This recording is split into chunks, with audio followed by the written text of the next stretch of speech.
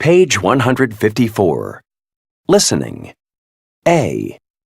Listen for sequence words such as first, second, third, and finally.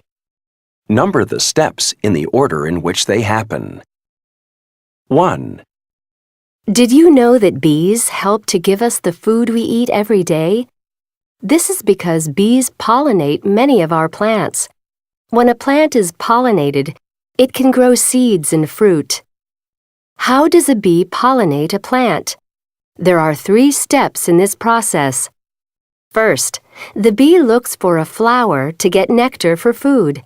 The bright colors and nice smells of the flower attract the bee. The bee lands on the flower and starts to gather the nectar. Next, as the bee gathers the nectar, pollen from the flower sticks to the bee's legs and stomach.